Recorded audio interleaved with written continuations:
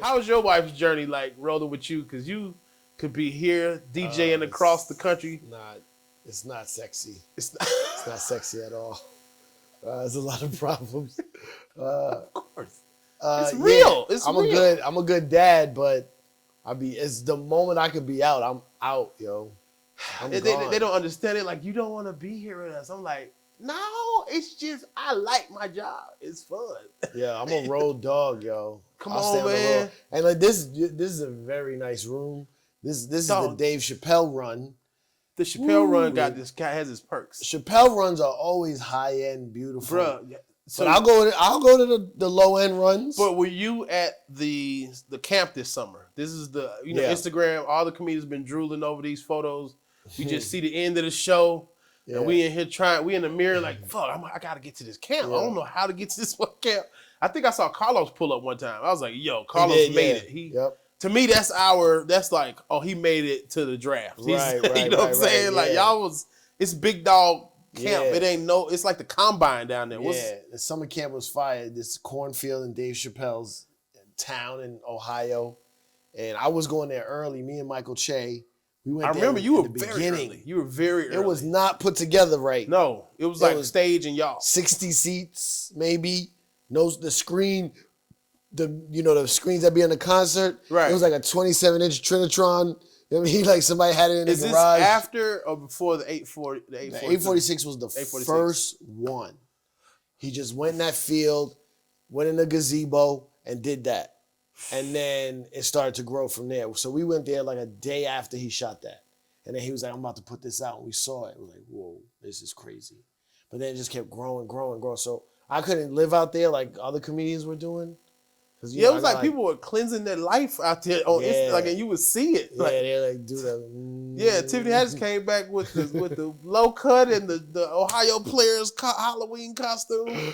You gotta cut that in right here. That is Tiffany Haddish photo, just like Ohio Players. I tell I'm doing everything like CIPHA Sounds. That's what I'm trying to do. But I'm gonna skip around a lot because it's the Ronnie's Rundown. It's very Tourette'sy. It's very ADD. Right. People don't give you your credit. I'm gonna give you your flowers now for your sneaker game. Your sneaker game has been on point for years. Is there any other term we can use besides flowers? Because I don't like flowers. Well, I'm gonna say I just want to cookies. I'm gonna give you your cookies. Give me my cookies now for your sneaker game because they don't get the comedians. Because I count you with us now. You a comedian now. I know that, but you're always gonna be us. It's gonna be our fraternity. Yeah. And them producers can have y'all later on. A&Rs can have you later. Yeah, my sneaker game is not about the hype beast exclusive, not hard to find. I mean, I do have some of those, but my thing is like just colorways, right? Yeah. Everywhere you go, I don't know how it works. I'm not one of those guys that studies the shipping patterns of Nike, but I know they do send different things to different places. Yeah. And if you go to like those grimy, dirty sneaker stores where the sneakers be in plastic, you might come up on something that hasn't been seen in a while or hasn't been seen where you live. And then they don't have the value on them. They're like, give me $40 for these. You're like, what? Yeah, these are old. These been... I came up with a lot of stuff like that, man. Like, I was because I remember people like talking about those mom and pops driving to those places, but I remember my kind of I ignited on it when I was traveling, and then I would go to anytime I see a Nike outlet, I was catching all them Jordan 1 lows for $50, like 10 years ago. Nike outlets are fire, but there's even something crazier. They're called Nike clearance stores. There's not too many of them. It's more outlet-y? They're all the sneakers that get returned for whatever reason. Really? So they'll just be random. The sizes are a mess. The store's a mess. But if you dig, you'll be like, this is in here. Like, because someone returned them, the box might have been messed up, or they might have been the ones in the display. Right. The Nike clearance stores. There's one in Miami. Jerobi told me about it. And it looks janky. I went to one in Miami. I think I found like in the Miami Nike store. I don't know if there was it was like out far somewhere. And I found the fucking foam posit ACG boots. Yeah. but it was like July, and I found them just for like $40. Yeah. I still got them. Like when I go to the snow states, I wear them ACG foam posit boots, man. And out of town, you can even hit up, like, I found some stuff in, like, I'm not telling y'all this. I found some stuff in, like, a Marshall's, yo. Marshall's got some shit. Marshalls will keep some. Marshalls, you can catch some Adidas in there. You can catch some nice Stan Smiths for like $40 sometimes. Like I found a Nike. I forget which ones they were called. It's an Instagram that posts those. You seen that? What? It's a dude. He'll post like it'll be like a pair of Off-Whites and it'll be in Ross. Yeah. He's like, this is what I found. Yeah. It'll be right in Ross. Like, how do you find these? You just gotta dig though, dude. I was talking to this guy, my boy. He's like, you could go to Marshalls and find some shit, but you have to touch every piece. You got to get COVID. Sizes don't matter. It's all a mess, so you got to go. My boy JJ got a joke. He said, Marshalls and outlets have some good stuff. He said, I found a cold-ass jean, like, jacket, and I couldn't find the rest of it. He said, I'm in the shower. He said, go to goddamn pants, right? He said, that shit to the... He said, let me go get the damn jacket to it. Marshalls was my secret weapon in high school anyway. I used to put my heel figure, polo, and Nautica on layaway and just go pay it down and just come back to school like, oh yeah, I bought the jacket and the shirt. So sorry guys. But it did come in this size. Yeah, it did. So, but how was your transition from prominent radio, personality? And first of all, y'all got to give you your cookies podcasting too, the Wind Up podcast. That's one of the podcasts that really got people listening into this format like that everybody's doing now. Yeah. How does it feel to see everybody doing a podcast now? And you guys were doing it so long ago. It feels kind of horrible that we were so early. Did y'all monetize? Zero checkage, no cash, no nothing, yo. We were so early. The first episode of the Wind Up podcast is me asking Rosenberg, what's a podcast? Why are we talking in here? That's classic. And then it turned into like this cultural phenomenon that like I will say this, everybody gives us credit. Nori, Drink Champs, Joe Button. Y'all in Combat Jack, man. Combat Jack, rest in peace. What's the other guys? Rap Radar. They all give us our credit. They don't give us no percent. We like the cool hercs of podcasts. Y'all are the cool hercs of podcasts. Because I had I got fired from radio in 2013. Joe Claire was in town. This is one of my OGs. We got cool because I'm telling you, I always end up meeting the dudes I liked and wanted to be like on TV. Yeah. Me and him got cool as hell. He was like, he said, Ronnie Jordan, I got an office, I got equipment. Pull up. We doing internet radio. And it was me, him, and Shanti Das. This me, 2013. I knew her a little bit, but I didn't know the Shanti Das lineage. And I'm like, I'm in here with a whole legend. You was sitting next to Outkast when the South got something to say. Right.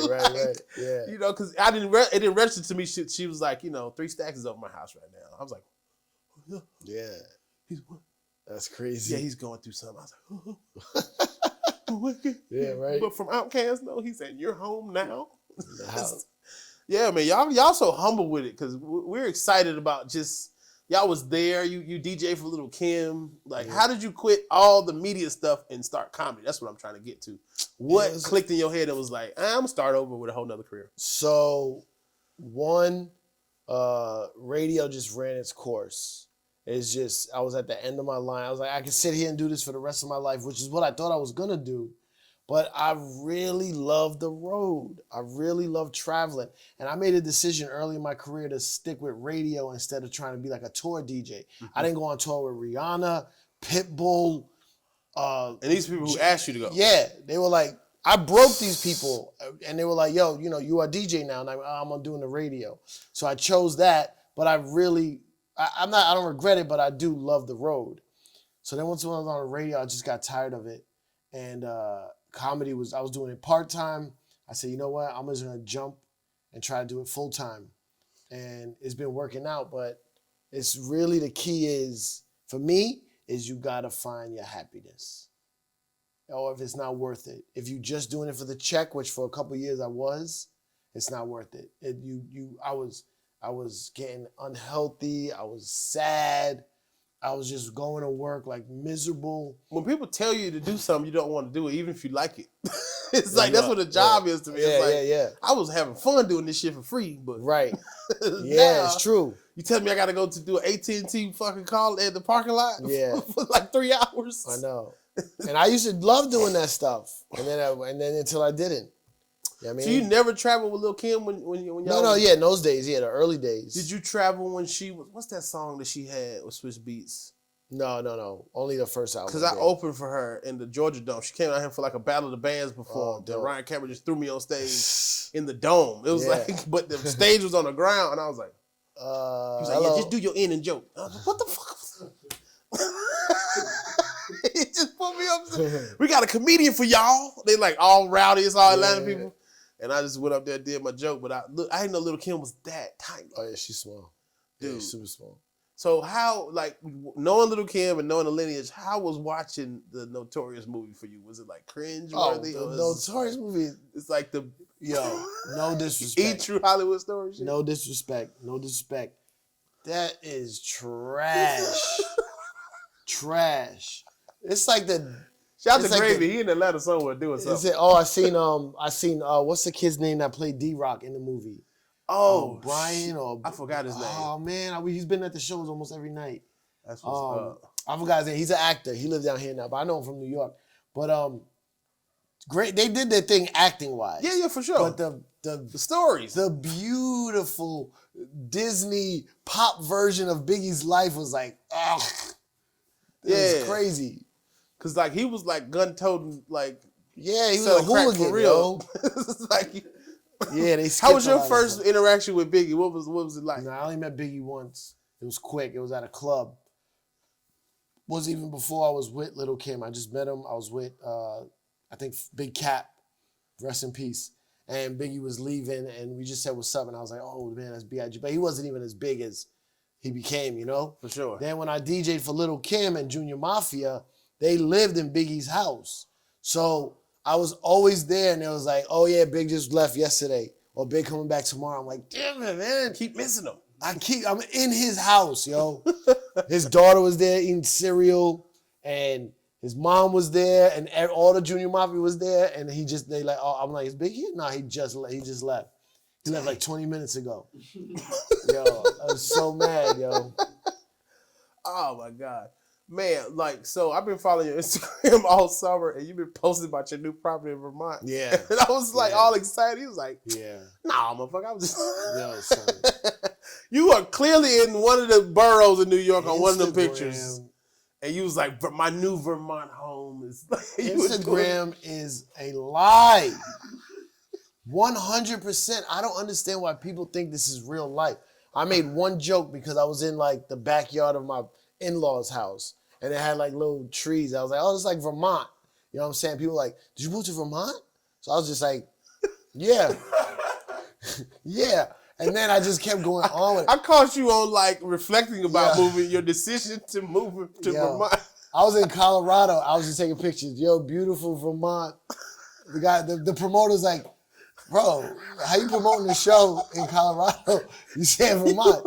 Yeah, this Vermont is beautiful. And then I post something and say I'm in Vermont, and then the next post I'm in the city. Like, and nobody goes. Nobody reads. Nobody does any research. How did he get to there from there? Yo, and then I even write in the comments. They're like, "Did you move to Vermont?" No, this is a lie. And people still ask. It's nonsense. It's like giving an open book test. So you're like, how are y'all failing? How are you failing this? You know what's funny? The kids are on Zooms. Are your kids in Zoom school? Yeah. Are they Zooming? Half Zoom? They going? Yeah. Oh, my kid! I couldn't send my kids. I have a 5-year-old and a 6-year-old, and before it all started, my 4-year-old was getting sick from the daycare. I'm like, because it's always the snotty kid that meets you before you see your kid. Like, you Clarky daddy? Man, why are you? He got snot mustache. He touching the glass. Whole family sick the next week. That's every time. So I'm like, ain't no way that y'all gonna have COVID out and a first grader's not gonna put his mouth on the goddamn fountain. Everything. You know what I'm saying? Kids gotta wear their mask all day. I'm like, no way they're wearing it. That's how Japan is. That's crazy. No way they're wearing it. But yeah, I also don't care about my kids, so I just I just sent them in, man. You know what I mean? You can make more kids. Because I saw that little piece of my wife. She was like, "You sure you don't want to send them back?" I was like, "Who is protecting the babies?" Because I be gone doing podcasts and recording and shit. She's like, "Motherfucker, let me tell you something." Yeah. They wake up at 5 a.m. with like feet on my face. Like, that's how close my baby talked to me, Daddy. Daddy, sleep. Like, dude, why are your lips on me? Yo, I see my son grow. He used to not even be able to see over the bed. Now he's like, his head is over the bed. They creepy too, right? Little boys are just creepy as shit. Like when you get dressed, you naked. That's what you are before you put clothes on. You naked before clothes happen. Daddy, put your booty up. I be naked around my house just so you can just be ready for anything. Nothing to surprise you. Naked is ready. Naked is ready. Being naked is ready for everything. No, I'm saying their eyes, whatever they see after that, it can't be worse than that. Oh, I got you. Yeah, you ready? I traumatized them early with my body. Right. Toughen them up. They toughen them up. You know what I'm saying? They can. That's lift 500 so you can lift 50. Boom, ankle weights. Now you dunking in the game. Yeah. You know what I'm saying? Yeah. So, but I feel like, what was I gonna say? What happened? I feel like if kids fail with Zoom school, they weren't gonna be shit nowhere. Like, how can you fail? No, that's not true. How can you fail with Zoom? It's like an open book test, bro. No, but the problem is the computer and the iPad all summer was their toy. Now you telling them to listen to some lady giving lessons. They're like, no, but I'm looking at the button that my favorite game is right there. Just link like. Oh, it bothers my son. He leaves out and goes to his other shit. He's like, but I'm listening. I'm listening. I'm listening though. I'm like, Campbell, you can't do. And then I see it stresses because my 6-year-old, he's on the spectrum, but he's like super smart. He's like testing out of like math and reading comprehension is like 2nd grade level already. But he when he ain't fucking with it no more. He go and play with his transformer like a cigarette. You know how people take a cigarette break? He's just like, fuck, man. He just bring out Bumblebee, put him back into a Camaro. Fucking Bumblebee. And then he just get back on them pants. Fuck! Like, he can't handle it. He got to hit his... But that's my threatening. I don't threaten to spank him. Yeah. I'm like, I will break the shit out of Bumblebee. He's like, no! I'm like, yeah. No spanking. I will burn this. I will melt this motherfucker. Yeah, man. Nah, I had to send her to school though. I can't. I'm not a teacher. And she was not going to learn with me in charge of the kindergarten school. It wasn't happening. Oh, so you got for kindergarten? Yeah. And what's the? And 2. He's 2 years old. Oh, you got a little bit. Yeah. Their mom hates you right now. Yeah. I know. But I was there. I was home for 6 months straight. But still. Straight. I was like, during COVID, I was like, yo, all this is credit. All this. Yeah. Oh, yeah. 6 months straight. Yeah. I'm gonna be gone for 3 years, yo. That's credit. I never was home. I want to say the same thing, but and in the house, it's a lot. I like my weed intake is going up. Cause I call the teachers' lounge, the back porch. I have to go smoke, like, bro. Yeah. I don't want to see no more number sentences. I'm sorry. I can't do it, Miss Kim. That's my son's teacher's name.